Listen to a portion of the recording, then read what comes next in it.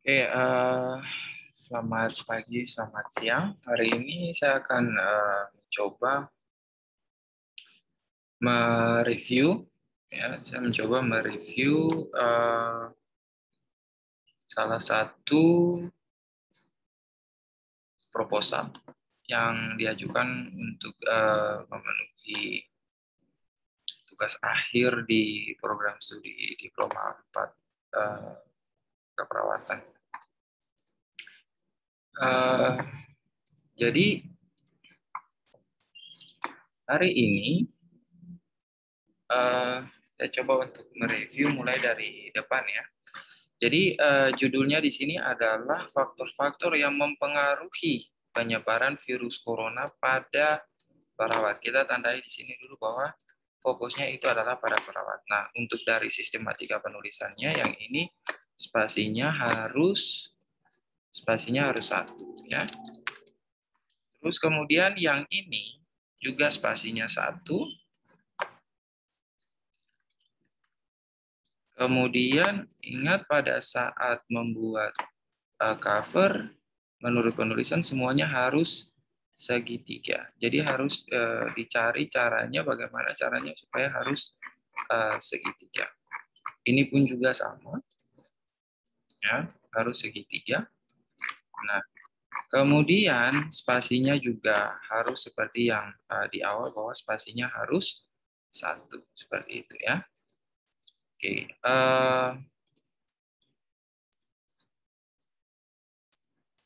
Oke. Nah, kemudian kita lanjut. Nah, ini juga spasinya harus melekat. Spasi satu. Terus kemudian ingat penulisan seperti ini dilarang. Kemudian ada huruf besar di tengah-tengah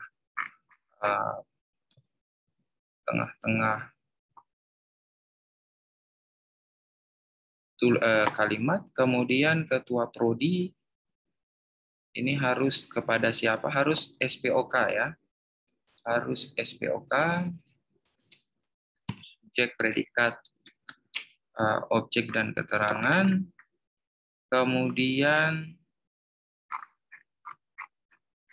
daftar isi, nanti diisi bisa menggunakan reference di sini, ya. Kemudian tabel konten dan sebagainya itu harus diisi. Terus daftar tabel juga menggunakan reference juga bisa, nanti bisa dicari di internet bagaimana cara membuat reference untuk tabel, ya. Itu ada daftar gambar juga sama, ada secara otomatis. Kemudian daftar lampiran, arti lambang dan singkatan juga harus ditulis. Abstrak karena ini baru proposal, maka abstrak itu tidak perlu, ya, atau dihapus saja. Kemudian ketika kita masuk dengan pendahuluan,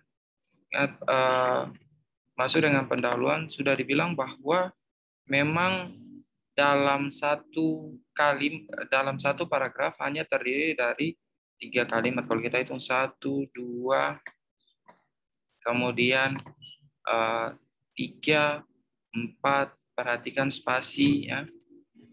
4, kemudian 5, 6, 7, 8. Jadi ini sudah bisa untuk 2 paragraf. Padahal ini hanya terdiri dari 3 paragraf, terdiri dari 3 kalimat, ya, 3 kalimat, terdiri dari kalimat 1 itu adalah etiologi, kalimat 2 adalah proses penyakit,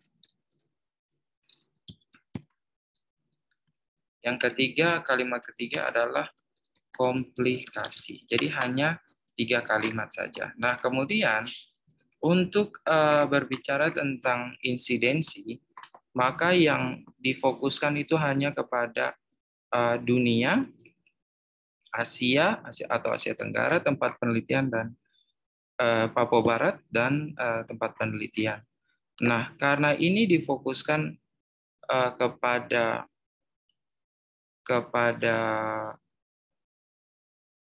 perawat, maka harus difokuskan bahwa berapa tenaga kesehatan yang terpapar COVID di dunia, Asia, kemudian di Indonesia, dan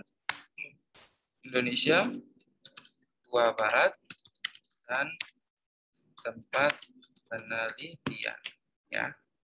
Terus kemudian berbicara tentang ini juga sama, berbicara tentang coronavirus, maka kita tentang patofisiologinya, ini hanya terdiri dari 2 paragraf. Nah, 2 paragraf, ya, 2 paragraf, kemudian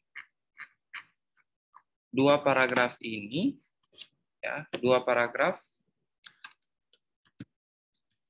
sama dengan 6 kalimat. Jadi mulai dari proses dari etiologi, kemudian muncul di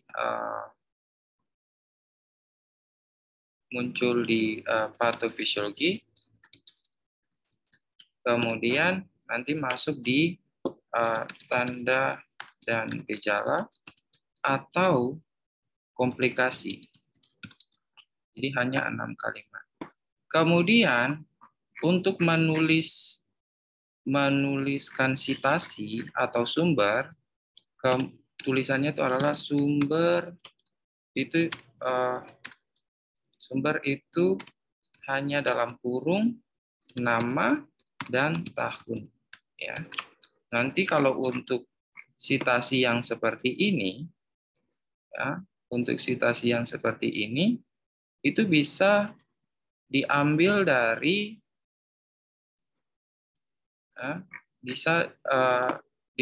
ditulis di daftar pustaka, ya, seperti itu.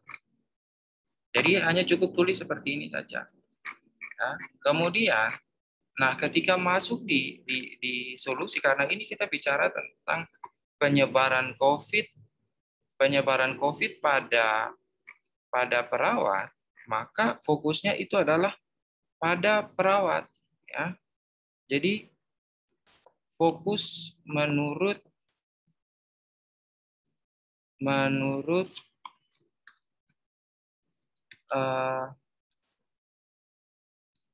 jurnal atau literatur terdahulu bahwa penyebaran COVID pada perawat disebabkan oleh apa? Ya, disebabkan oleh apa? Jadi penyebaran COVID pada perawat mungkin juga hampir sama dengan penyebaran COVID pada masyarakat biasa. Namun pasti ada spesifikasi tertentu atau kekhususan penyebaran COVID pada perawat itu disebabkan oleh apa? Karena kan rumah sakit itu punya PPI, kemudian punya protokol yang jelas dalam penata laksanaan atau pembatasan pencegahan infeksi di rumah sakit, ya, seperti itu. Nah, ini juga kalau berbicara tentang rumusan masalah, berarti kita harus menjelaskan dulu sebelumnya bahwa kasus penyebaran COVID pada perawat berapa banyak, kemudian faktor apa saja yang mempengaruhi. Nah, kemudian pertanyaannya itu adalah bukan apakah ada, ya, tetapi karena ini faktor-faktor, jadi kita berbicara soal bagaimana faktor apa saja yang mempengaruhi, yang dibuktikan dengan hasil analisis bahwa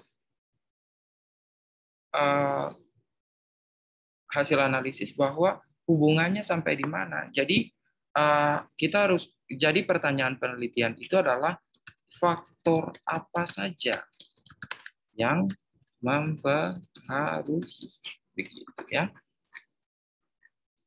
Nah, kemudian ini untuk menentukan tujuan khusus, karena ini adalah spesifik, maka harus mengetahui literatur terdahulu tentang faktor yang mempengaruhi penyebaran COVID. Jadi faktor masa kerja, faktor jaga jarak dan sebagainya, itu Anda harus punya dasar untuk menentukan. Jadi mungkin saja ada faktor-faktor yang lain, itulah yang harus Anda ketahui. Kemudian untuk yang ini spasinya ya diperhatikan.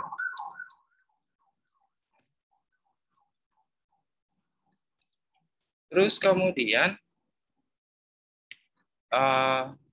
manfaat institusi untuk praktisi, ya, praktisi. Terus kemudian apakah hanya meningkatkan pengetahuan saja? Apakah tidak penelitian ini tidak memberikan kontribusi dalam pelaksanaan SOP, ya, seperti itu.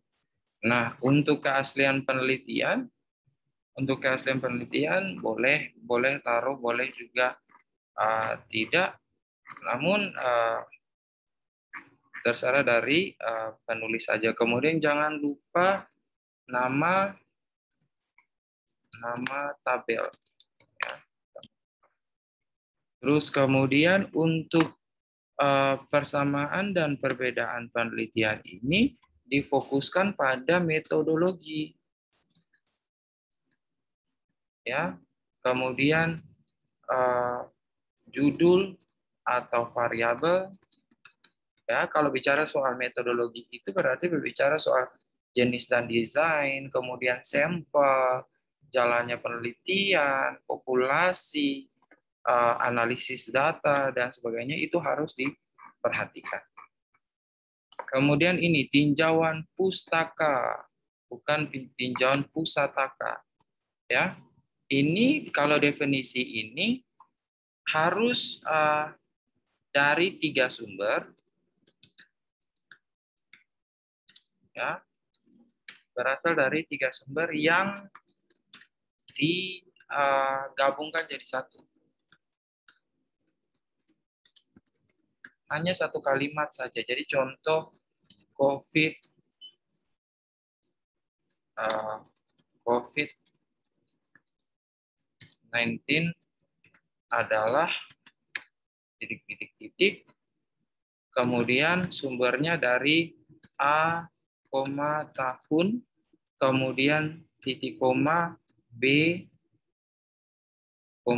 tahun, titik koma, C, tahun. Ya, harus dari 3 sumber berbeda. Nah, berbicara soal definisi, biasanya kalau kita menyusun laporan asuhan keperawatan itu, maka kita bicara soal tinjauan pustaka itu ada mulai dari definisi. Setelah dari definisi, kita bicara soal klasifikasi. Habis klasifikasi, etiologi. Dari etiologi, kita pindah ke patofisiologi. Habis dari patofisiologi, manifestasi klinis. Terus dari manifestasi klinis, kita masuk ke penata laksanaan. Jadi penata laksanaannya itu ada medis, mulai dari pemeriksaan fisik, penunjang, ya, pengobatan, kemudian pencitraan, dan sebagainya. Ya, kalau bicara soal keperawatan, Ya. Berarti kita bicara soal mulai dari pengkajian, kemudian diagnosa. Kalau seandainya untuk penata laksanaan sih fokusnya hanya kepada oke lah melakukan pengkajian, tapi lebih kepada ONEC atau observasi, kemudian tindakan keperawatan mandiri, kemudian masuk kepada edukasi dan kolaborasi. Ya. Kemudian jangan lupa ketika menuliskan semua ini harus dilengkapi dengan sumber pada setiap paragraf. Nah, setelah masuk dengan penata laksanaan, maka kita masuk dengan, kalau penata laksanaannya tidak berhasil kan ada komplikasi. Setelah itu, karena ini kan kita menulis tentang bagaimana sudut pandang dari keperawatan, maka kita masuk dengan tinjauan keperawatan, ya, COVID-19. Tinjauan keperawatan kita mulai dari A. Proses keperawatan itu adalah mulai dengan pengkajian, ya. B ada diagnosa keperawatan yang mungkin muncul. Kemudian habis diagnosa tujuan dan kriteria hasil. Setelah itu ada intervensi, ada implementasi, dan ada evaluasi. Jadi kalau seandainya intervensi ini harus connect, ya. Yang tadi saya bilang bahwa observasi, nursing act atau tindakan keperawatan mandiri, edukasi dan kolaborasi. Kemudian implementasi pun juga sama, ya. Connect juga evaluasi ya kita pakai SWOT, ya, seperti itu. Sedangkan tujuan dan kriteria hasil harus SMART, ya. Specific, measurable, achievable, rationable, dan time bound, ya.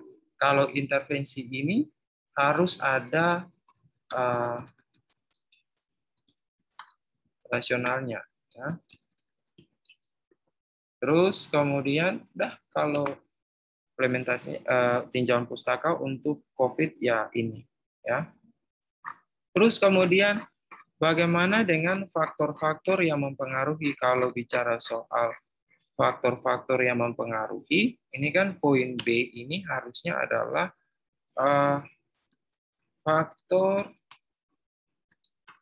faktor-faktor yang mempengaruhi penyebaran COVID pada perawat.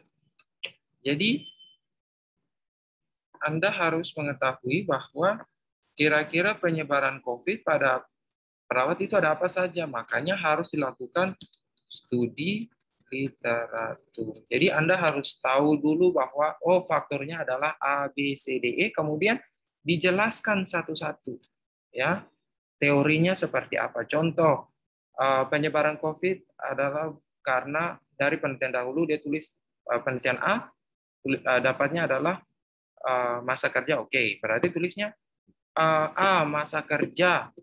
Masa kerja adalah ini dengan teorinya. Terus kemudian mungkin saja kelelahan, ada lagi A, B, C, D, E menjelaskan tentang itu. Jadi makanya tinjauan pustaka ini sebenarnya masuk di poin 2, ya. Poin 2. Terus kemudian kalau yang pertama ini kan tinjauan pustaka, berarti ini masuk dengan tinjauan ini harus masuk dengan tinjauan umum COVID-19 seperti itu, ya. Tinjauan umum COVID-19. Kemudian itu A-nya. Kemudian yang B-nya itu adalah tinjauan umum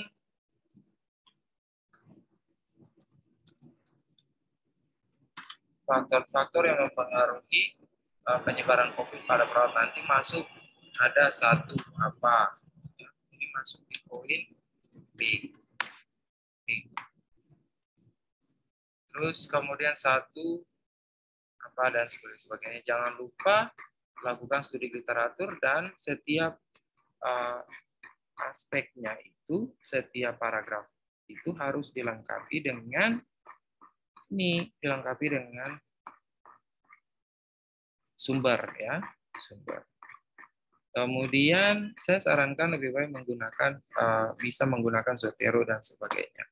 Kemudian bicara soal literatur review, nanti dilihat lagi apakah untuk literatur review ini ada kerangka teorinya. Ya, kalau memang ada kerangka teorinya, maka jelaskanlah berdasarkan tinjauan pustaka yang Anda punya. Ya, mulai dari etiologi, kemudian faktor-faktornya ada apa saja sampai bisa digabungkan sampai bisa terjadi penularan ya. Terus kemudian sama kerangka konsep apakah ada ya. Terus kemudian untuk definisi operasional sebenarnya kalau ini adalah literatur review maka tidak perlu ya. Oke. Kemudian turun di dalam, kemudian ada hipotesis. Sekarang kalau masuk di dalam metode penelitian. Jadi untuk metode penelitian ini, metode penelitian ini nanti dilihat kerapihannya ya. Jadi kalau kalimat yang ingin memulai kalimat baru di bawah poin, itu berarti harus di bawah sini. Jadi D ini, P harus sejajar dengan M, tidak boleh sejajar dengan A, ya seperti itu. Nah kemudian untuk desain penelitian ini cukup desain penelitian ini apa? Menggunakan studi literatur untuk mengetahui apa? Mengetahui faktor-faktor yang mempengaruhi penyebaran COVID-19 pada perawat. Jadi yang ini ya, yang ini tidak penting, tidak perlu. Ya. Jadi hapus saja. Jadi cukup untuk mengetahui desain penelitian, metode penelitian ini adalah metode penelitian apa dengan desain apa, ya. Untuk apa? Desainnya adalah literatur review, tapi metodenya apa? Ini adalah penelitian. Kalau seandainya kita bicara soal penelitian kuantitatif, maka contoh ini adalah penelitian kuantitatif dengan pendekatan deskriptif analitik dengan desainnya adalah cross seksional, contohnya seperti itu. Nah, kemudian kalau untuk yang literatur review ini apa? Jadi jenis penelitiannya, kemudian metodenya apa, kemudian desainnya apa. Jadi 3 ini yang harus diketahui, ditambah lagi nanti untuk mengetahui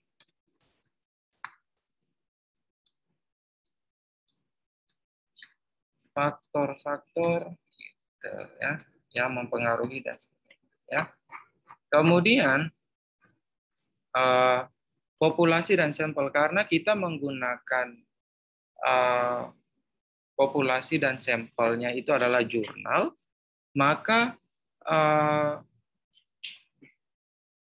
jurnalnya itu okelah secara pedoman ditentukan bahwa memang harus 10.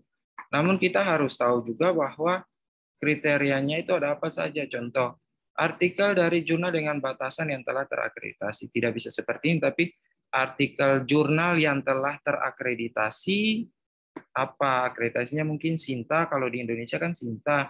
Kalau di luar negeri yang diakui dengan PDDikti adalah, dari Kemenristek Dikti adalah harus terindeks Scopus, kemudian terindeks WOS, bisa juga terindeks Copernicus. Kemudian 5 tahun terakhir membahas tentang faktor-faktor yang mempengaruhi penyebaran COVID-19 pada perawat. Sebenarnya kan faktor-faktor, namun lebih fokus kepada penyebaran COVID-19 pada perawat. Kemudian halaman dan volume dan jelas ini tidak perlu karena ketika sudah bicara soal akreditasi, maka halaman dan volumenya itu sudah pasti jelas. Nah, sumber datanya ini didapat dari mana? Ya, sumber data yang dikatakan dengan sumber data itu adalah Anda ambilnya dari mana, ya. Kemudian ambilnya dari mana? Terus kemudian nanti bagaimana cara Anda mengolahnya. Jadi contoh diambilnya itu dari jurnal terakreditasi. Dari website jurnalnya, caranya seperti apa, ya.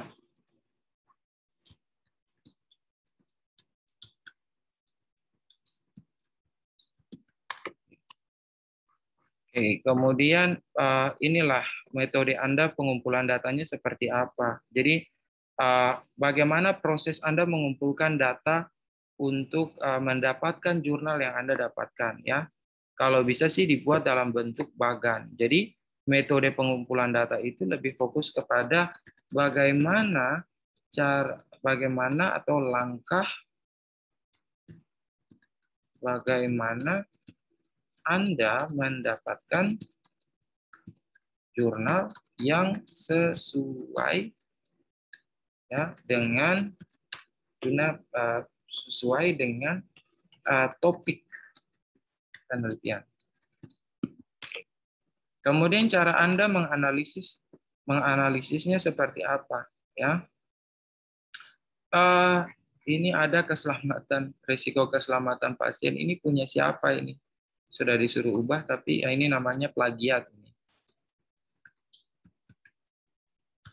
Nah, terus kemudian bagaimana cara Anda menganalisis? Contoh ada 10, ya, 10 data. Oh ya, saya lupa. Bagaimana Anda mengumpulkan data? Jadi tadi sudah jelaskan bagaimana atau langkah bagaimana Anda mendapatkan jurnal yang sesuai dengan topik penelitian. Bagaimana dengan jurnal yang tidak sesuai dengan kriteria inklusi, ya. Terus bagaimana cara Anda menganalisisnya? Langkah-langkah menganalisisnya itu seperti apa? Ya, jadi memang Anda harus lihat bagaimana cara Anda menganalisis. Jadi lebih difokuskan kepada poin-poin, faktor-faktor, ya.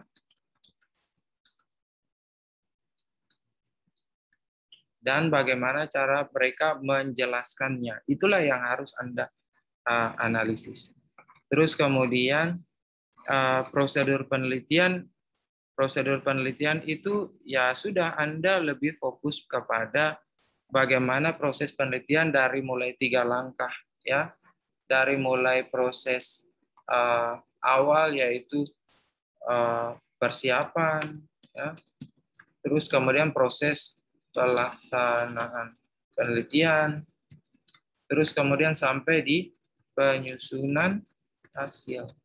Jadi jelaskan dari bagaimana Anda menentukan judul, kemudian mencari literatur untuk proposal, kemudian mencari literatur untuk ujian skripsi, kemudian ujian proposal, kemudian lanjut lagi dengan bagaimana caranya Anda akan melakukan analisis data sampai nanti penulisan, ya, sampai nanti ujian skripsi seperti itu, ya.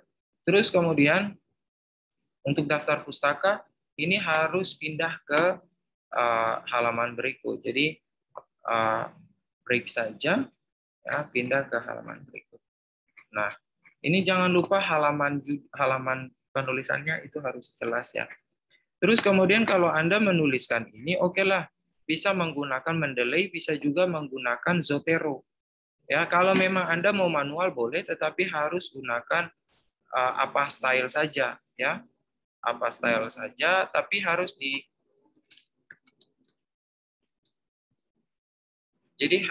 harus dilihat bagaimana cara menuliskan ini yang harus yang baik. Terus kemudian diurutkan, ya, diurutkan dari A sampai Z, ya. Diurutkan A sampai Z. Jangan lupakan. Terus kemudian spasinya diperhatikan. Spasinya itu harus 1,0, ya, tapi afternya itu harus berapa? Ya. Ya, kalau di sini kan contoh, di sini kan spasinya 2,0, tapi spasinya contohnya adalah 1,0 ya, seperti itu. Saya kasih contoh di sini spasinya harus 1,0, namun kan dekat sekali, makanya harus setting line spacing option.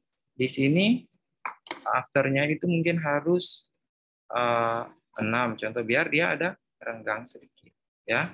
Atau mau spasinya auto saja, ya sudah, kita bikinnya di sini adalah auto. Nah, jadi langsung jelas gitu ya. Di begitu adalah caranya orang menuliskan daftar pustaka. Mungkin sekian dari saya. Semoga nanti, oh ya, saya coba kasih contoh bagaimana cara menuliskan daftar pustaka ya. Ini ya, saya kasih contoh bagaimana cara menuliskan apa style ya, apa style daftar pustaka. Nah, kalau menulis daftar pustaka yang apa style ya, nah, ini kalau yang Anda mengambilnya itu adalah dari kalau format dasarnya itu, nah ini. Jadi hanya ada nama yang dibalik, kemudian ada tahun, ada judul bukunya, kemudian ada tempat terbit dan penerbitnya apa, ya. Terus kemudian bagaimana dengan proceeding ya, ini proceeding, tapi jangan lupa Anda harus menuliskan aksesnya di mana dan tanggal berapa Anda mengakses. Seperti itu ya. Nah, jadi memang ini hal-hal sepele yang memang Anda harus perhatikan dan Anda harus kuasai, seperti itu. Jadi ini adalah contoh bagaimana Anda